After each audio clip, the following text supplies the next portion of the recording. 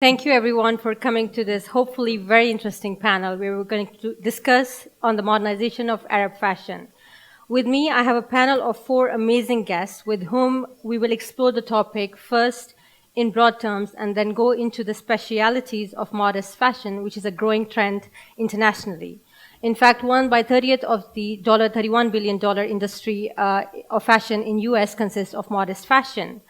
Our panel is a dichotomy of sorts because there are several opinions on this topic, and what we're going to try to do in this panel is to explore as many of them as possible. Let me quickly introduce you to our panelists and have the conversation started. The first one is Ayah Tabari, who is a Palestinian living in Dubai. She's well loved for her brand All Things Muchi, which a lot of fashionistas are wearing right now. Her brand focuses heavily on fabric, color, and embroidery. She derives great inspiration from traditional patterns and colors of different countries. Each piece is handcrafted by local artisans using vintage fabrics. Then next to her, I have Sara Murad, who is a well-known Saudi fashion blogger and presenter of Fashion Time, a popular fashion TV series on Rotana Khalijiya. Next, I have Abdul Karim. Her aesthetic in designing abayas is classy, timeless pieces that are modernized. And last but not the least, I have the lovely Lubna Zakwani, who is half of the duo of Indimaj. Lubna is a creative director. She's focused on revolutionizing the world of high-end women's wear in the Middle East. The Indimaj line is committed to empowering the female body without forsaking the modesty of their culture and heritage. Now, we begin, our panel sort of explores the Arab consumer. Now, Arab region is a very, very large region geographically and consists of so many different people. There's Gulf, there is Levant, and we have different personalities that can represent the Arab region. First, we have Queen Rania, who is a modest yet very westernized female. Then we have people like Sheikha Moza, who is very westernized but wears a turban on her head. And then we have people like Nadine Labaki, who is from Lebanon, and she's much more westernized than the rest of them. Now, in this different variations of fashion, and then we have Khaliji women who wear beautiful, mysterious abayas. So I'd start off by throwing this question that, can you define Arab fashion, or is this even the right term that we should be using? To me, the term Arab fashion is not what I would use. I would more use Middle Eastern fashion because, as you can see in this room here, we've put together a lot of people that come with a combination of a background or where they're from, their cultures, their nationalities, and they're not all Arabs, but they do carry the definition of the Middle Eastern fashion, which is being bold, innovative, expressive, and not being afraid of wearing the designs that are out in the Arab market or in this region here. What about you, Lubna? I would say you can't really define Arab fashions per se, or you can, to me, everyone has their own personal style. So to define it as Arab fashion or Middle Eastern fashion would be taking it and closing it up, closing off the top, limiting a topic to a certain sector of the community, while everyone here has their own different personal style. I think with an Arab consumer, at the end of the day, you just need to respect that they do have their certain limit of modesty or style that they want to showcase when they're wearing designer items. Some of them are much more daring than the others, but then again, that's a personal issue. That's something that they've grown up with or been brought up with. You know, it's very different from person to person, whether they're Arab or not. So I think that lady is giving you a little bit of a ha. So she wants to know her. She wants to know whether you're knowing her, understanding her. She's a bit she's questioning whether you understand her. So, Sara, you are a consumer, because what do you think with these designers? I mean, which one of them, how would you define yourself as a consumer or the other women around you? Well, as a Saudi consumer, I would say I'm looking, Saudi women in general, they would look, they're into fashion. They know what's the latest trends. They want the latest of the latest in the stores. But at the same time, they're looking for something unique. That's not me. Just saying. Okay, I think that should be fine, yeah. At the same time, it's off. Hello? Yeah, it's off. Hello. Yours is off. Yeah. Yeah, it's off. Yeah, okay. It's fine now. So, but in the end of the day, they're looking for something unique. They appreciate good quality. And they, I think, by time now, like the younger generation, they really appreciate the new talents, the local talents. Just to add to that, I do have a lot of Saudi clients, and they do wear my abayas that are not following the norms. They're very colorful. They have a lot of details on them. The cuts are different. They're not as conservative as abayas used to be. And they do order those in Saudi, and they do wear them in Saudi. So I think even that conservative market is now changing. Right. Okay, now let's narrow it down. We know the Arab region is broad. Now talking about Gulf specifically, and Sara spoke about Saudi, and you spoke about Saudi consumers. Let's talk about, we are in Dubai, let's talk about the Khaliji consumers, the consumers from the UAE, from Kuwait, from Qatar. In fact, they are so popular that British Vogue actually did an article on the Khaliji consumers, which was quite popular last year. So let's start to you as regional designers. Can you tell us more about their habits, like the one who buys Gulf Princess abaya or the one who wears Muchi? Because I understand you have a lot of Khaliji clients. I have a lot of Khaliji clients actually, and they do have their places where they do wear Muchi. And my brand consists of crop tops and skirts and really, more open wear. Right. And they do wear them. I have a lot of Saudi clients from Riyadh, Jeddah, I have and one Kuwait. of your skirts, by the way. Yeah, and I think modest fashion and that's the maxi skirt. Yeah, the maxi and the midi skirt. And I think modest fashion is in fashion right now, actually. You see the runway, they're all with midi skirts and longer sleeves, and it is in fashion right now. So, yeah, I think The Khaliji customer is into buying, even if it's crop tops or the maxis, because they do have their private events that they can wear them to, if not necessarily in the public. So they do have those different functions where they can wear whatever they wish to wear, Right. I think it's also experimenting with different styles. I mean, even when they travel and they don't want to limit themselves to abaya, they can always wear longer skirts or longer tops, and it's just that personal style coming out. And I understand you attended a recent party in UAE today, which Yeah, I did, and I was wearing abaya, and How did you feel next to the? I mean, I didn't feel awkward because I knew it wasn't like I wasn't completely traditionally dressed, yet I was still elegant in the abaya. So it wasn't too bad. Yeah, I think everyone has a way to dress up. I mean, in the sense that the crop top, you can wear it with a shirt under. It's your personal style. You can style it the way you want and make it modest the way you want to make it modest. It doesn't mean if you wear a crop top and a skirt, it means you're not modest. It's the way you carry yourself at the end of the day. It's the way you sit, the way you stand. That defines You're it. one big example sitting right there. Yeah, thank you. Thank you so much. Now, we all agree that there's an evolution happening in terms of Arab fashion, right? Now, in terms of, for example, the women are coming in public life more often, they're taking up positions, they're working. How do you think that is redefining their taste? Because like Coco Mademoiselle Chanel, like she, for example, she was a pioneer, she was a visionary because she redefined the Parisian women's fashion because she understood the time she was in. The women were going after the war, the women were going out publicly, they were working, they were helping their husbands, and then she designed clothes for them that were much more practical and they could move freely in them. So how do you think you as designers can design clothes for the modern woman that still helps her retain her modesty and be fashion forward? There's this social change that's happening now. I mean, most of the women are more educated now. They're more interested in being extroverts, and they want to be out there. They want to be seen, appreciated, respected. They want to fit in that crowd. So for us designers, that gives us the opportunity to get creative and to explore with our designs and what we have to offer the world. And with our designs, we allow these women to then pick those different pieces, mix and match what they feel represents their personality. And then again, I mean, it's up to the designer, and every designer has their own DNA. They know what they're designing, they know what they're working on, they cater to that specific market. At the end of the day, it's the consumer's choice to which designer they want to go to and purchase what fits their style and what their personality. But I think it's also inspiring for us to see the evolvement of the Arab women in the region and design things that are more practical for when they go out to work. Like back in the day, they used to wear the abaya on top of their heads, or they used to carry it on top of their hands. Yeah. So now we need to make more practical abayas that they can also maybe go off on airlines or, on business trips, and something that's more practical for them to wear to work.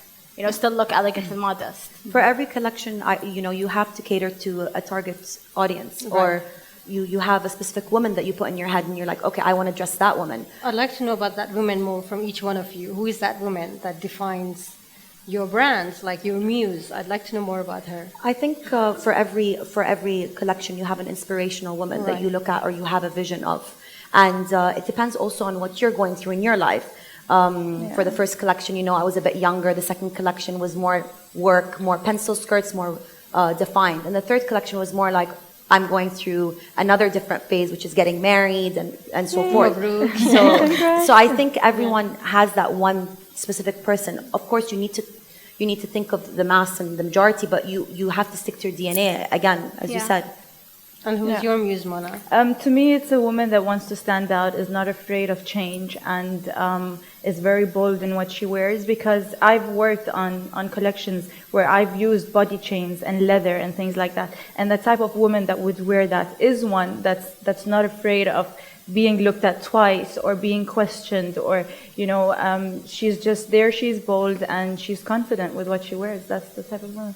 And the in-demand woman, how do we define her? For me, I have two collections. So I do design for women that are more confident with themselves, that are out to gain their ambitions and their dreams, but also has a bit of modesty. So she doesn't want to go out into the community where people just stare at her at what she's wearing, rather than looking up to her as a woman.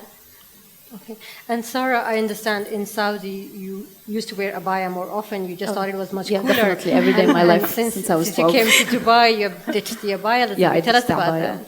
that. As you can see, I ditched abaya because over here I have the option to wear it or not, but over there I don't. So let's make that very clear. Yeah. As me, when I go to Saudi, when I wear abaya, I like it to be a stylish abaya. It could have a hint of color, a hint of metallics, very modern, but modest at the same time. I cannot wear something over the top. I do not want to attract attention. And I can say my abayas would be a sneak peek to the statement I have beneath. Mm-hmm. But not abaya, for me, it's not a statement. Right, okay. Now, let's come to be a designer. You have to understand the cut, the form, the way the woman's body is, the way she moves in it, because there have been stories of designers who make the women walk and then drape the dress around her and see it. And from our knowledge working in the magazine, we understand that the Arab woman is not bulky, not fat. She's very thin, she's very slim, but she's slightly curvier than the Western women. Do you think the Arab designers here are designing for the figure in the that's around them, or do you think they have ideals of these Western size 0 models? Again, I think with our community we have a lot of different body types. Right. So designing for each and every body type would be a nightmare. But you would have to have 4 or 3 of your majority, like what people look like, your clients, your exactly. Because in Dubai you have so many events that you have to go to, and you don't want to go in like wearing abaya and look awkward between everyone else. So you always have to have something that's more edgy, that has a lot of color, that has cuts, that's a bit draped. So picking that right abaya for you is going to be a nightmare if they're all designed for like a straight because body. You have so many designers, you can then go and choose and try the different cuts, fits that suit your body type, and then you can just start working with that. I mean, you should dress according to your body type. You shouldn't dress because something looks nice or because someone else wore it. It's what suits you, and that's how you're going to represent yourself. I know, but what kind of, for example, when designing as a designer, what kind of figure models do you have? Because I've heard this, complaint. We have actually photographed gorgeous women from the region and from abroad for our publication, and it always just so happens that we have to Photoshop slightly. I'm bad of admitting this, but we had to Photoshop slightly the Arab women, because we just tend to be curvier from this area more than the Western women. So. And when you go shopping, do you have like, for example, a size 12 lady would have to wear a size 14 just to adjust her, bottom. So I think it's really where Arab designers can come in here and then kind of design for the figures here. Look into this. It's really sexy to be curvy, to be honest. I think There's someone that agrees with that. I don't understand this new thing. I started designing around a year ago now, and I started off doing a large. I had large sizes, and now I discontinued large because there's no one large anymore. Right. And I'm the only one that wears large. So, like, I think it's crazy how people have become conscious. But again, who are you dressing? Who is your ideal woman? You shouldn't change because people are doing something, you know, it's not cool to. Absolutely. You know that you have to know who you're dressing. Right. It's important how you want to see your design on that person. Right. I don't, yeah. Amazing. And Sara, you as a consumer, do you feel like when you go shopping or when you're dressing up for your show, I mean, do you feel you get the right sizes or you feel like, oh my God, they're too small for me? No. Yeah, I mean, I'm good size, but I have to say, I have to agree with Ayah. Nobody is a size large anymore. Like my mom is skinnier than me, and like she always yell at me, like, "What are you eating? Don't eat junk," and stuff like that. Right. But no, I think in this region it's more of like small to medium, and I think large, right? Barely. I work Yeah. with medium when I do my standard size. It's medium. It's not small or large. I don't find that large is something I need to cater to extremely much because I don't see it as much either. Happening here. Okay. Can we all agree on a modern Arab it code? Do we have any names for them? No. Sheikha Moza. Sheikha Moza. Yeah, Sheikha Moza. I really do. I do like her style. She has that Western look, but then again, she's modest and she still tries to carry on her traditions or culture or what she comes with when she wears the turban. Yeah. I wouldn't say there's an Arab it girl. I would say there's a lot of women, strong women that I admire, like Queen Rania, Sheikha Moza, Amira Tawil. They're all very strong and elegant and modest. But I would just take the best out of all three. Okay. Yeah. We can have more than one choices. What about you? Queen Rania. We all love Queen Rania. And Lubna? I don't have someone specific I can say. I mean, everyone, like, you see so many, especially in Dubai, you see so many it girls and fashion icons that there's no limiting. Okay. Now, we want to focus a bit on this untapped niche of Arab fashion, which is modest fashion. And it's not modest fashion that, for example, is conservative, because we are not conservative. We are very, very fashion forward. We are well educated. We are advanced. And as HIA magazine, we can say this because we modestly dressed Kim Kardashian to be on our cover. So that story, as you can see, that story went viral, and she got a lot of positive response online. Daily Mail covered her. She was all over the blogs, online. So we, as a magazine, have this authority to define the modern, modest fashion. Now, we want to understand from you that what can you do as designers to address this niche of contemporary, of women looking for contemporary fashion, but they want to dress up modestly? As a designer, or let's say as a person, if I had to speak, modesty is not something that has to be shown in what you wear. It could be something that's between you, yourself, and whoever you believe in, whether it's God or, there are so many religions, but modesty at the end of the day is the way you carry yourself. So if you feel you look modest in a t-shirt that's 3/4, then go ahead and do that, wear that. But as a designer, I don't feel I have the responsibility to take that on myself, because I'm designing for a certain group of people or type of people that I have in my mind when I'm constantly working. And that's what you see in my collection. And if you like it, then you're going to wear it. If you don't like it, I would appreciate that they come to me and tell me, well, could you alter this for me? And I would do that, because I can with the abayas. They are very, they're easy to work with. But then again, if you're doing ready to wear, it's different. So it depends on what I you're do working agree with with. you, because modesty can be defined in different ways, and it's definitely not a religious thing, because there are westernized blogs that focus on modesty. In fact, Kate Middleton is their style icon. Yeah. As I just wanted to show this image of a dress worn by Kim Kardashian and by Kate Middleton. It is a dress by Alexander McQueen, and Kim Kardashian wore it with sleeveless and with a shorter hemline, and Kate Middleton wore it with longer sleeves and a longer hemline, because as a royal, she has to have a certain criteria that she needs to follow. So modesty is definitely not conservative or religious. It's more about an attitude. It's more about, and it's a growing trend globally, because it's how you present it's how you present yourself. And there have been like trends now of people in the States. I read a lot of publications talking about women wanting to dress up like their grandmas, not even their moms anymore now. They want to go back to that 50s, long skirts, full sleeves.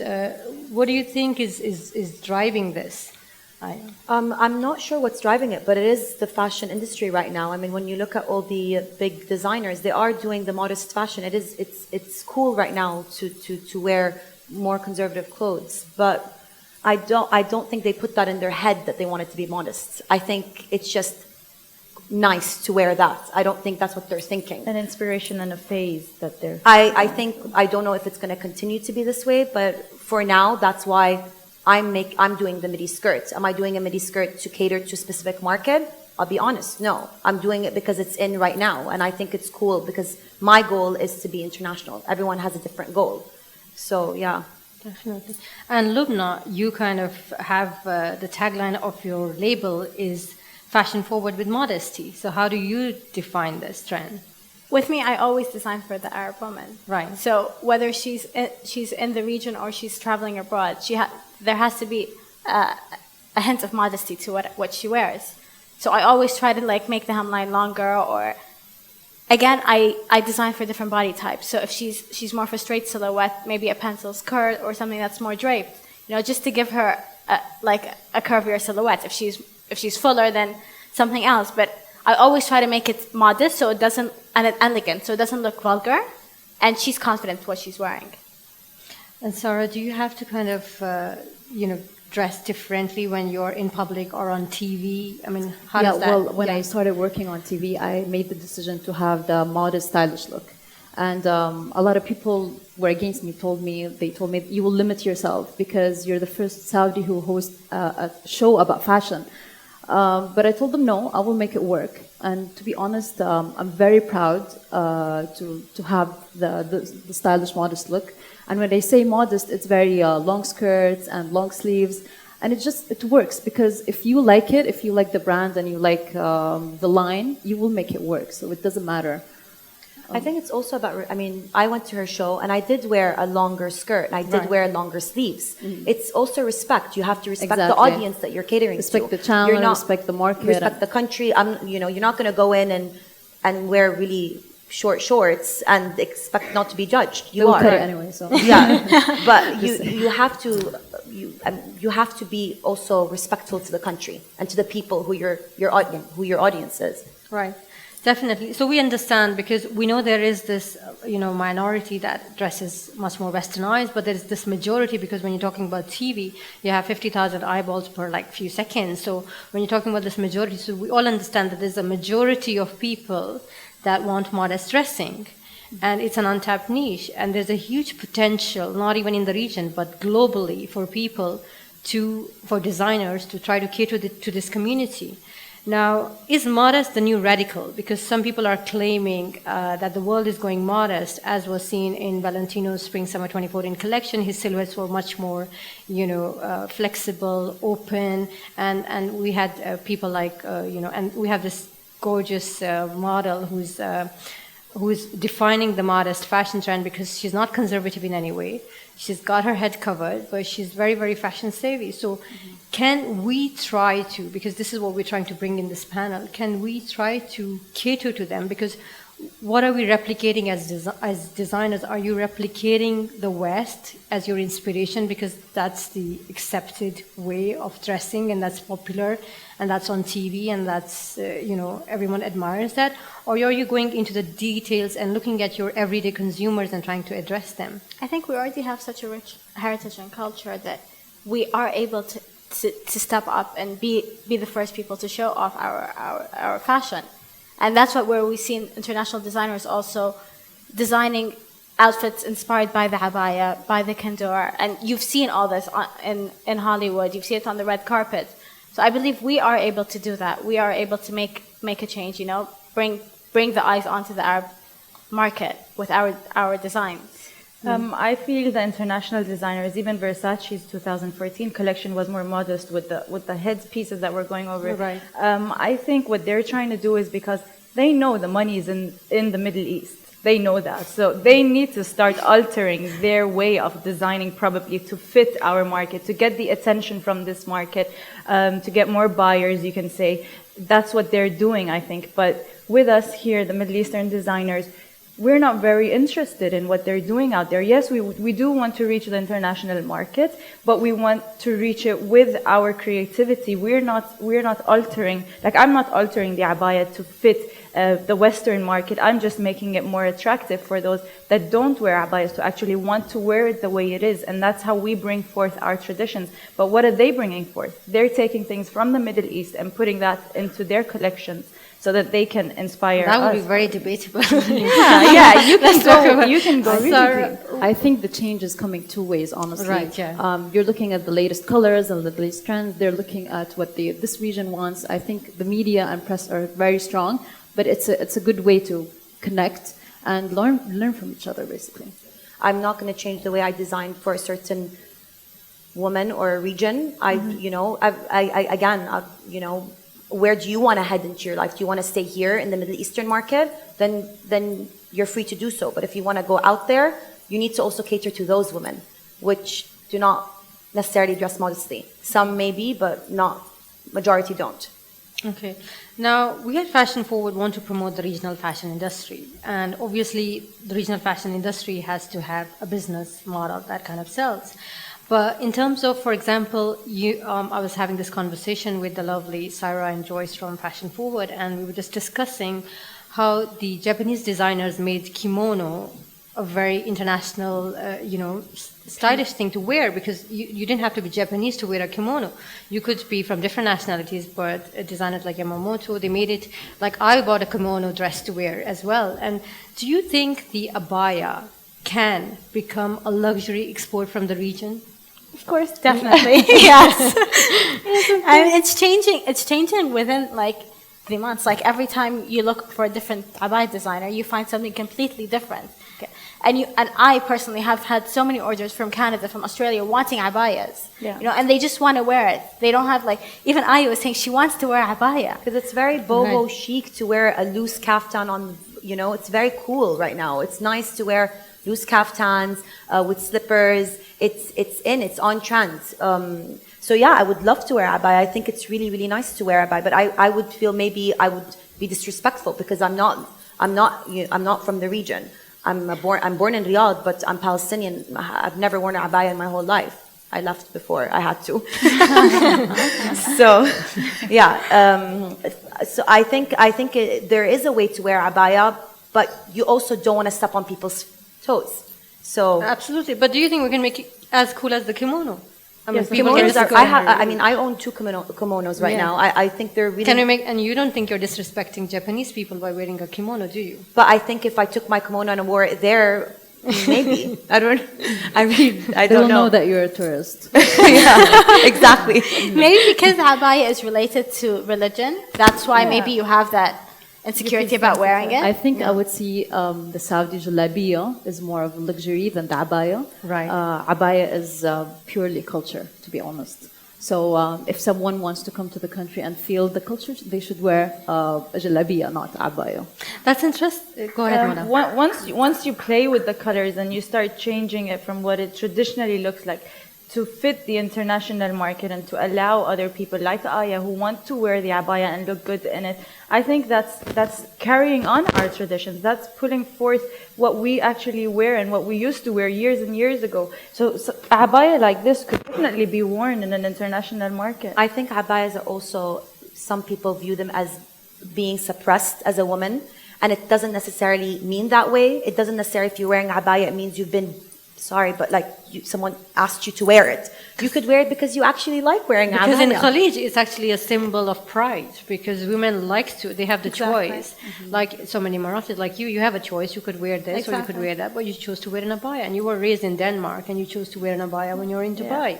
I think more it's the term It's a abaya symbol of pride rather than a symbol of suppression. when you wear Yeah. But it's also the term abaya that makes it very traditional, and people are afraid to wear it because they hear that term and they know that it comes with many other things. But if you would call it something else, a kaftan or whatever you want to call it, and you play with the colors, it's still a abaya at the end of the day. It's got that traditional cut on it, and then you take it out and wear it with shorts or whatever it is. you're not putting on a different view of what the traditional abaya is, because now it's not called abaya anymore. But at the end of the day, it is. So it's all like a mental issue that, you know, you play with in fashion, and if you change the name, then it's something else that you can wear with other things. That's interesting because last season, Teller Marmo, which are an amazing brand, you know, started by Italian, you know, duo and who are based in the region, and their collection was inspired by the abaya. Yeah. And in fact, this season, I don't know if you attended yesterday's show, but they had these burqa-clad silver metallic things. So they're taking these traditional Arabic things and giving them a modern twist. So there is hope for it. Now, talking about using your culture and tradition as a way to communicate, we have had international designers take inspiration from the region, like designer like Lubna, you know, sourcing textiles from Syria, or Stéphane Roland, who fell in love with the desert, and he did these silhouettes which were very abaya inspired. So what do you think, can you use your designs, because you want to go international, and you guys obviously hope to kind of be able to sell to within the region and then abroad as well. Can traditional inspiration be used to present a positive image to the world through your fashion design? I think you can so. have motives on it that start a conversation. I mean, with my collections, my whole concept is behind the Omani heritage and culture, and every collection is inspired by something or the other that's cultural and traditional, and it's just the way you interpret it, and it's just your inspiration. It doesn't have to be a replica of exactly what it is. It's just it's an interpretation of what you're taking away from it. I think fashion is a backdoor to communication, to commuting, to reaching out to the world. And by us using and creating, even like with the inspirations and things, I think it's what you're going through mainly, like Ayah was saying.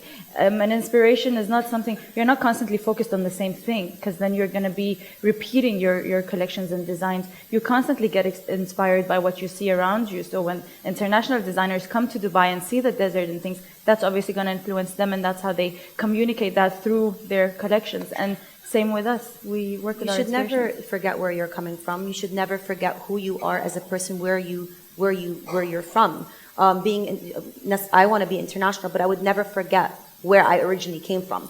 So I think it's very also important to carry that with you and carry that with your collections. Yeah. Can you share with us your story behind because all things Mochi, you kind of, you know, take this local, very traditional inspiration from the countries that you visit and that you travel to, and then you give it this modern form, this contemporary form, and people are just loving wearing it.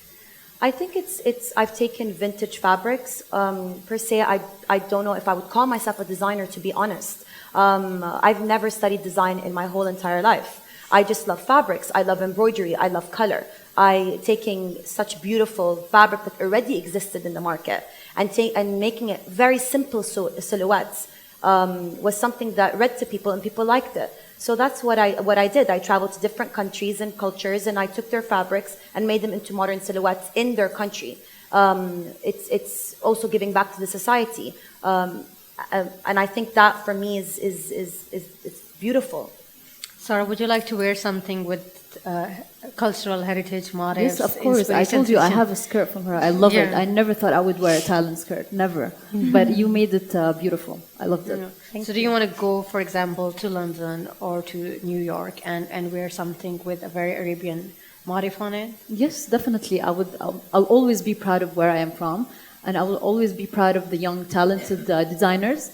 But I'm just open to experiment all the countries, all their traditions. I would love to just wear and Okay. Do you think brands can get involved in encouraging or promoting, modest fashion? Because Swarovski, which is one of the sponsors of Fashion Forward, has been playing a great role over the past few years in encouraging designers that are inspired by their heritage, or that they have this Jawahar campaign in London, which is all about modest dressing, and they collaborated with 6 abaya designers last year, and Lubna, you were one of them, and you brought to this life this contemporary, stunning abayas that anyone would love to wear using Swarovski crystals.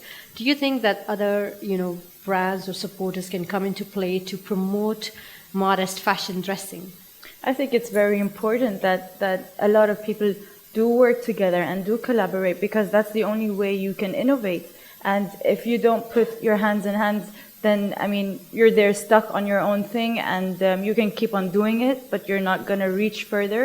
But you're not gonna get influenced by other people, and I think that's why we've been brought to this world to learn from each other, to share our knowledge with each other, and that's a way forth actually.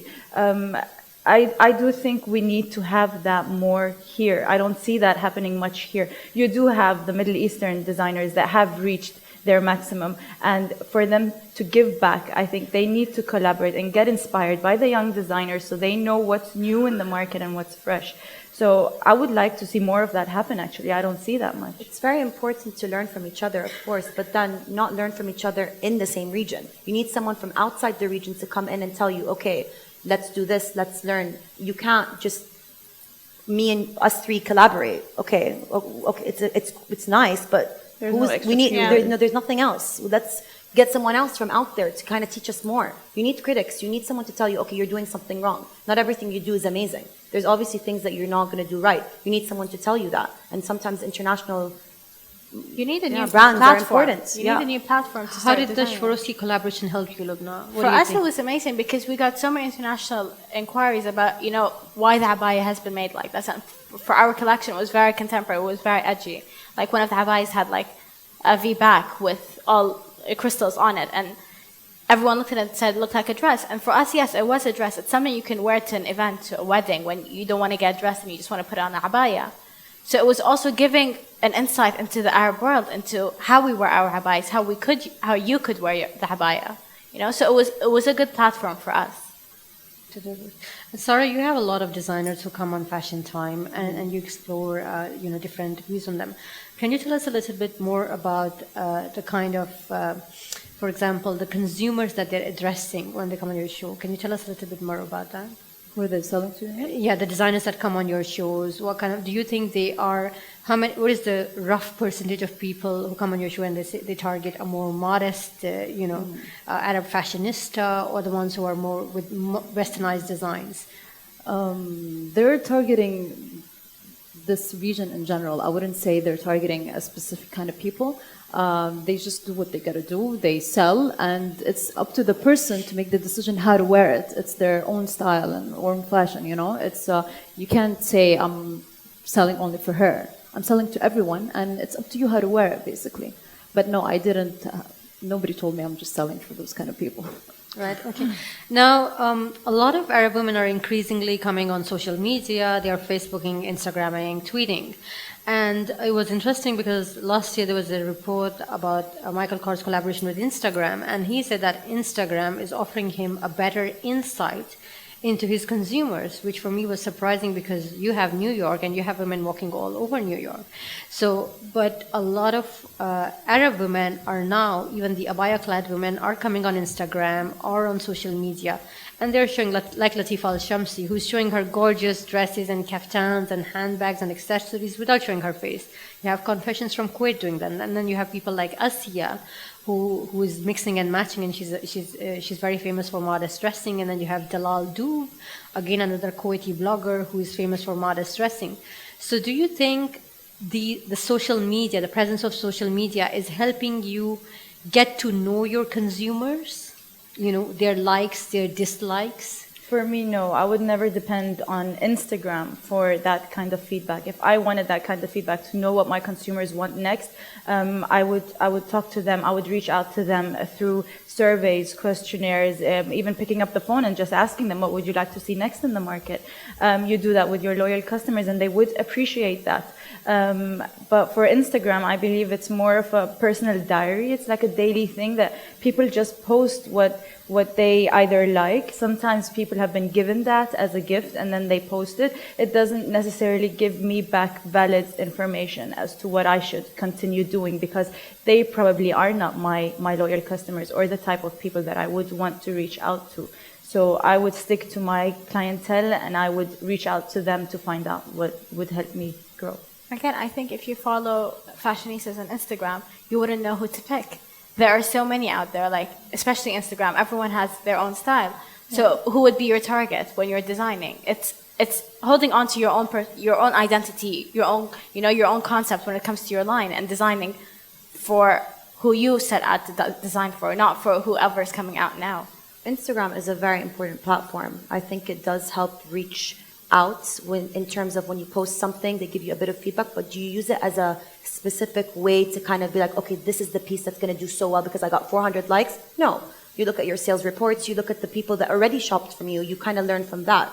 You don't base what you're doing on Instagram. It is helpful. Yeah, I do get clients from Instagram, but it's not specifically what I look at. And I think it gives you exposure more than insights, honestly. Yeah. I agree. Right. Okay, now defining, garments that relate to the modern Middle Eastern women. What do you think, as designers, which preferences do Middle Eastern women have in terms of the garments that they like to wear? They're very daring.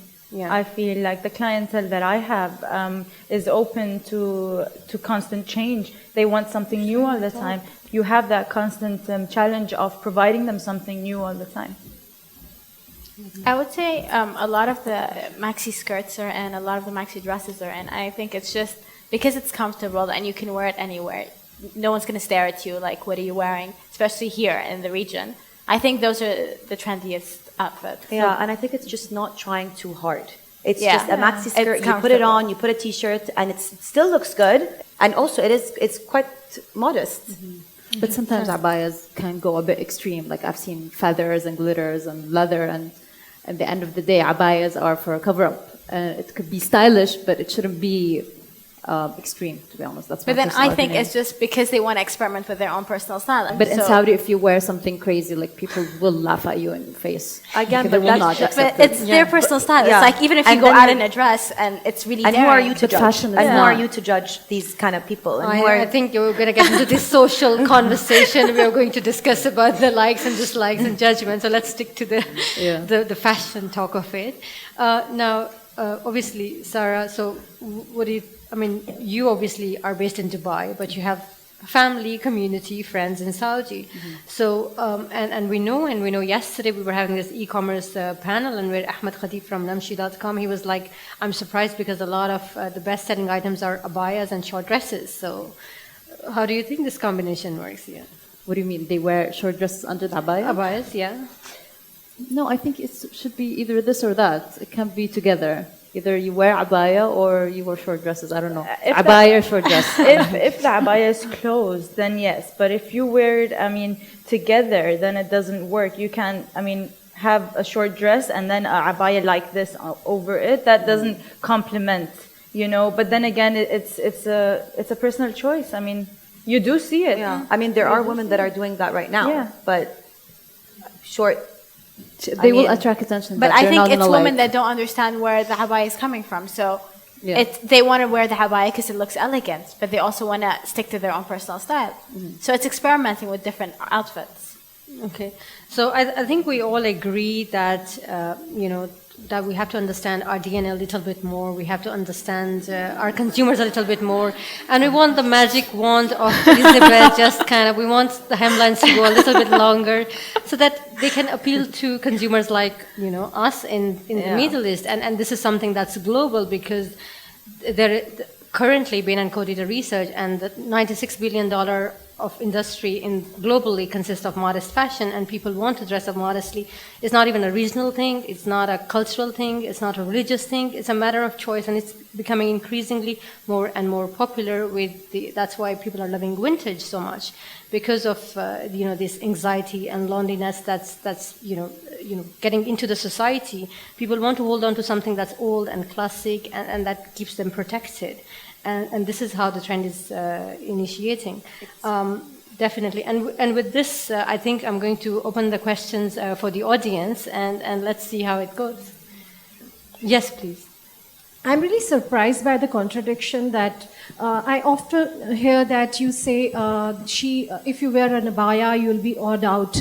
And if you wear abaya, it's like gaining attention. And at the same time, you guys talk about international designer taking inspiration from the region. So to me, it's kind of contradiction in itself. It's like first reinforcing the prejudices about this whole thing and then saying, no, it's not true. And secondly, I think it's more of a perception issue. I don't think Arab women need Kim Kardashian to cover her head and make abaya acceptable. I think Arab women are so stylish. They are traditional and they should make it acceptable than Kim Kardashian. I have nothing against. I don't want to judgmental about anybody, but all these designers don't. All these designers don't have to make abaya acceptable, respectable, or whatever. And I, even not from the region, I don't like listening to statements, even on the stage, that when you talk about Instagram and all these things, and you say even abaya-clad women are doing it. They are saying that they are as good is also not good enough, I guess. Yeah. They are what they are. Thank you. Definitely. Thank you so much for your remarks. I think they're highly appreciated. I think you made a very, very valid point. But in this panel, we were just trying to explore modest fashion growing as a global trend and how it's offering insight into different consumers. And Kim Kardashian in no way represents us. But in a way, it was just to define that we have to, in the region, even if we feature an international celebrity, to dress her modestly before we could have her on the cover. It was just to give an example, in no way to promote her. I'm Mariam. I'm wearing a mochi top. You look amazing. Yeah. No, but it was so, I love it. Thank and you.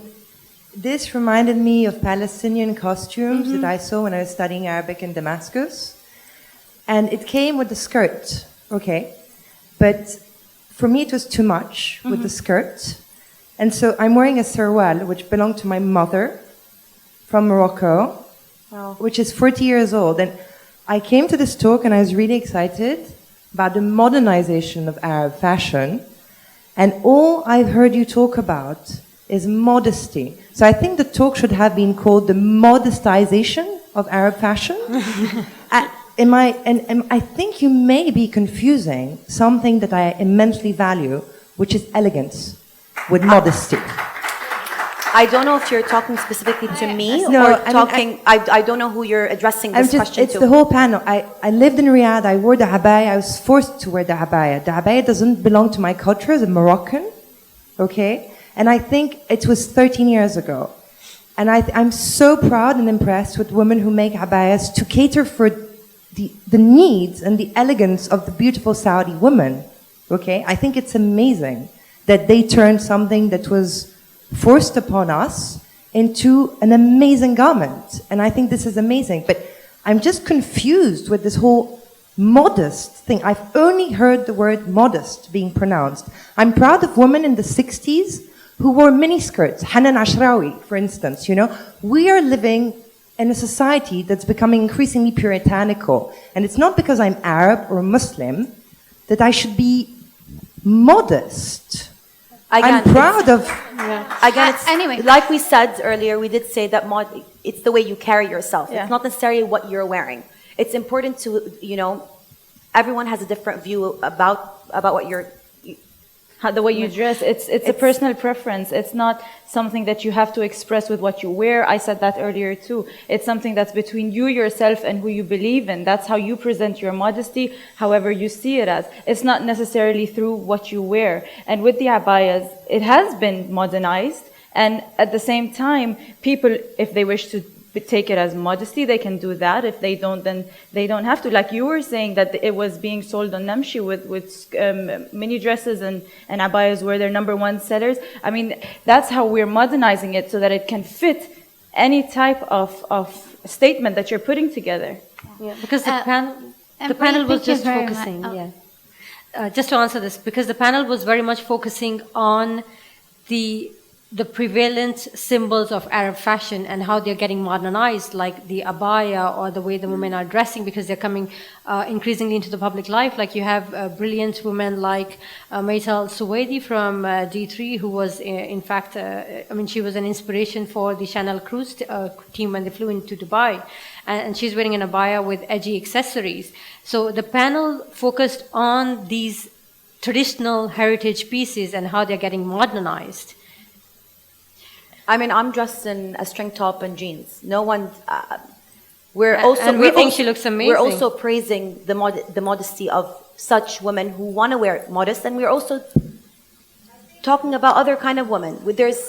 In Dubai, we're such a mix of people. There are some people who wear modest clothing. We don't have to look at them and be like, oh my God, you're still modest, you're still backwards. And we don't have to look at the people who are wearing open and say, oh my God, you're too open. So I think we're here right now, what we're trying to say is there are the modest, abayas, and there are the people who are not dressed modestly, but we can still sit and be together. But modesty is from within you. It's not from what you wear. You You don't can have be to modest from represent within. In this situation, I think it's also We're not denying that. Exactly. And we touched on this, Sara touched on this, because it's something that she doesn't shouldn't be a appreciate. statement. I It think should be- we just have to contain it a little bit. Tiba, you wanted to say something? First, I want to say thank you very much. It was very joyful, and also thank you for you and you. the panel. And yes, of course, being modest is not just a fashion statement. I think it's also a necessity.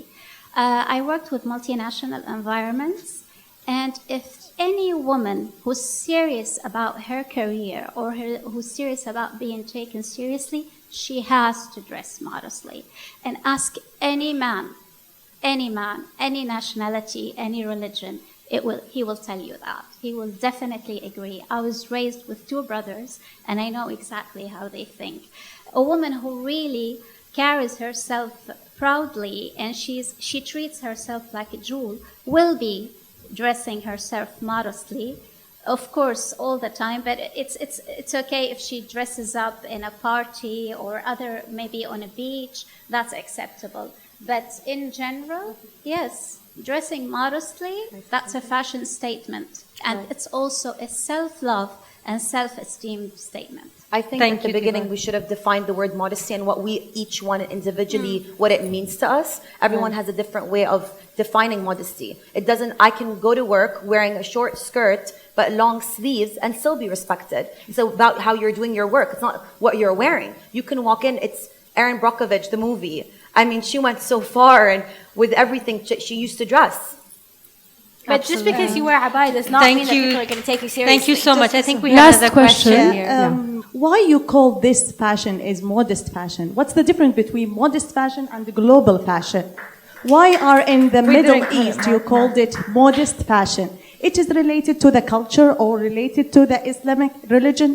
And we hear now Islamic fashion in Malaysia, in Indonesia, Egypt. Why they called it to Islamic or modest? Why they separate from the global fashion? Would you like to define this? We can answer on the behalf of other people and why they called it that way. But here, when we said modesty, we were just talking about longer pieces, and we were talking about how you can modernize the Arab fashion, which is conceived as being modest when actually it doesn't have to be. And modesty is something, again, between you and yourself. It doesn't have to be expressed according to what you wear. Yeah, but we can find the long sleeves, longest skirt in any fashion, in the global fashion. Exactly, and that's what we touched on. It is in, and no one, I do see it as, that's what I said. I do think that it's in right now. It's actually trendy to wear longer sleeves and longer. So yes, I completely agree with you when you say why call it modest. Yeah, and Islamic fashion. We hear Islamic fashion.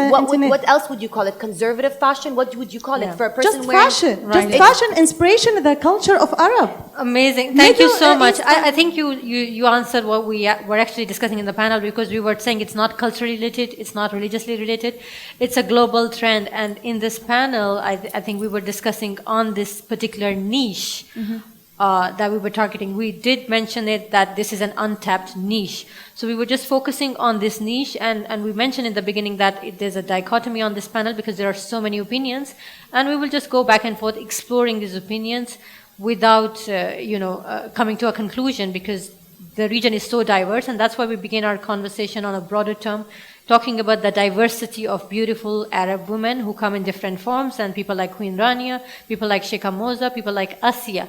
So I think we started the conversation by answering some of your questions, where we said we appreciate the beauty of the Arab women and the way she looks, and we want to promote it. And then we went into this niche of modest fashion hungry women.